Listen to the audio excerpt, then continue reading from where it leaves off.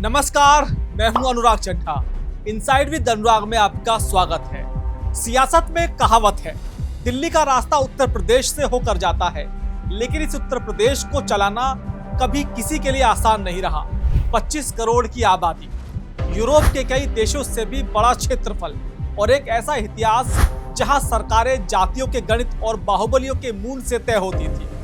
2017 में जब दिल्ली और देश के तमाम राजनीतिक पंडित यूपी के नए मुख्यमंत्री के नाम का कयास लगा रहे थे, तब एक फैसला हुआ जिसने सभी को चौंका दिया।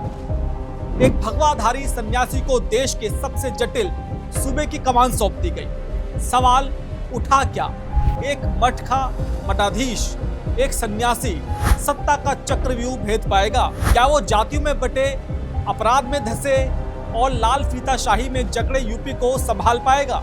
आज 8 साल बाद हालात और जज्बात दोनों बदल चुके हैं। आज सवाल ये नहीं है कि वो यूपी चला पाएंगे या नहीं। आज रिसर्च इस बात पर हो रही है कि आखिर उन्होंने ये किया कैसे। कानून व्यवस्था के खौफनाक दौर से लेकर अयोध्या में राम मंदिर की प्राण प्रतिष्ठा तक आज हम बात करेंगे। आखिर क्यों आसान नहीं है योगी होना। मार्च 2017 योगी आदित्यनाथ को सत्ता की कुर्सी मिली, लेकिन यह कुर्सी फूलों की सेज पर नहीं बल्कि सुलगती हुई आग थी। उस वक्त का उत्तर प्रदेश किसी सिंडिकेट की तरह काम कर रहा था। थानों में अपराधियों की हाजिरी नहीं लगती थी, बल्कि अपराधी तय करते थे कि थानों में कौन बैठेगा। सत्ता संरक्षित माफियाओं का एक ऐसा नेक्सस था जिसे तोड़ना किसी भी आम राजनेता के बस की बात बिल्कुल नहीं थी।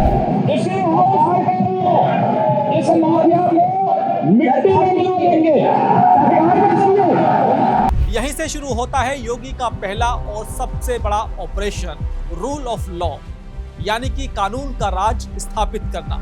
एक प्रशासक के तौर पर योगी आदित्यनाथ ने जो नीति अपनाई, उसने पूरे देश का ध्यान खींचा।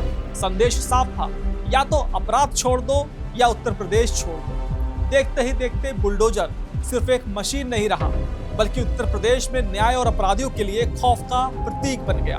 बड़े बड़े बाहुबली जिनके नाम से कभी सरकारें कांपती थी, वो अपनी जमानतें रद्द कराकर जेलों में भागने लगे। वो लोग इसे सिर्फ एक सख्त कार्रवाई मानते हैं। उन्हें इसके पीछे की प्रशासनिक रणनीति समझनी होगी।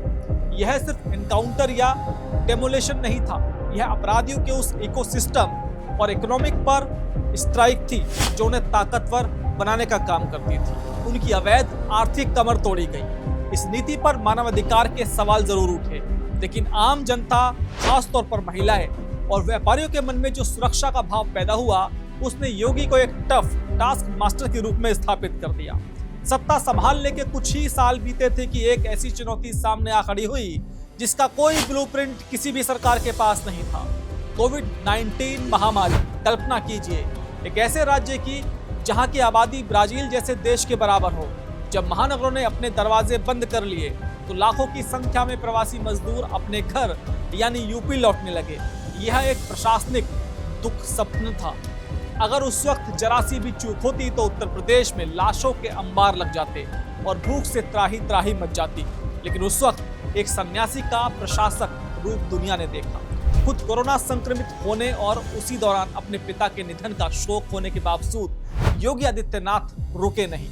उन्होंने ट्रेस, टेस्ट और ट्रीट का ऐसा आक्रामक मॉडल किया जिसकी तारीफ बाद में WHO ने भी की। कम्युनिटी किचन से लेकर करोड़ों लोगों को मुफ्त राशन और एक प्रवासी मजदूर की सुरक्षित वापसी, यह वो दौर था जिसने साबित किया कि योगी आदित्यनाथ सिर्फ कड़े फैसले नहीं लेते, बल्कि संकट के समय में एक संवेदनशील प्रशासक की तरह जमीन पर उतरकर मोर्चा भी संभाल सकते हैं। भारत की राजनीति में अक्सर विकास और विचारधारा को दो अलग अलग पटरियों पर रखा जाता है।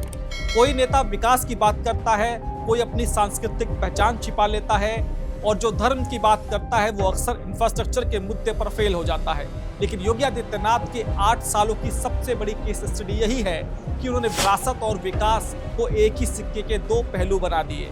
एक तरफ अयोध्या में 500 वर्षों के इंतजार के बाद भव्य राम मंदिर का निर्माण हो रहा था, काशी विश्वनाथ धाम अपना खोया हुआ गौरव वापस पा रहा था, तो वहीं दूसरी तरफ उत्तर प्रदेश एक्सप्रेसवे प्रदेश बन रहा था।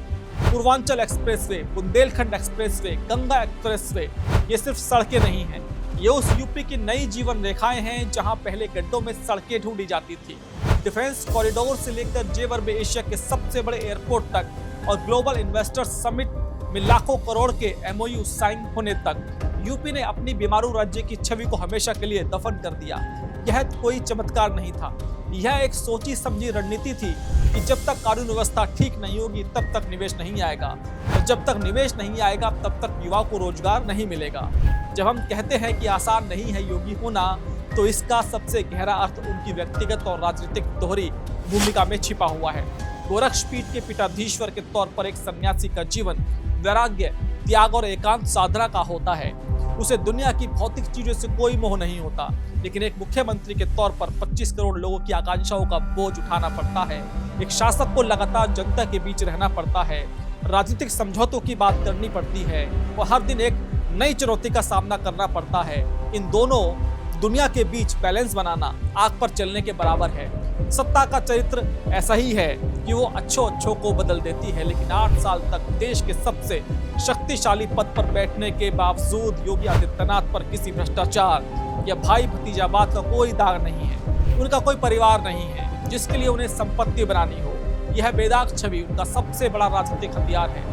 विपक्ष उन पर नीतियों को लेकर, फैसलों को लेकर हमेशा हमले कर सकता है, लेकिन उनकी नीयत पर सवाल खड़ा करना नामुमकिन सा हो गया है। 2022 के विधानसभा चुनावों ने 37 साल बाद उत्तर प्रदेश में कोई मुख्यमंत्री अपना कार्यकाल पूरा करके दोबारा पूर्ण बहुमत से लौटा। यह सिर्फ एक चुनावी जीत नहीं थी, यह उन कड़े और बड़े फैसलों पर जनता की मोहर थी जो पिछले 5 सालों में लिए गए थे। आज जब उत्तर प्रदेश मिशन 2027 की तरफ बढ़ रहा है, तो चुनौतियां खत्म नहीं हुई हैं। रोजगार, महंगाई और बदलती हुई डेमोग्राफी जैसे कई मोर्चे हैं जिन पर सरकार को हर दिन खुद को साबित करना है। लेकिन एक बात साफ है, राजनीति की बिसात पर योगी आदित्यनाथ ने गवर्नेंस का जो हार्ड लाइन और डिलीवरी बेस्ड मॉडल सेट किया है, उसे इग्नोर करना अब किसी भी दल के लिए नामुमकिन नहीं है। एक संत का सिंहासन पर बैठना और उसे राजधर्म की कसौटी पर खरा उतारना वाकई आसान नहीं है योगी होना। दोस्तों, मेरा विश्लेषण आपको कैसा लगा कमेंट बॉक्स में जरूर लिख कर बताइएगा। साथ ही साथ मेरे चैनल को सब्सक्राइब करना बिल्कुल मत भूलिएगा। तो आपसे मुलाकात होगी किसी दूसरी खबर के साथ। नमस्कार।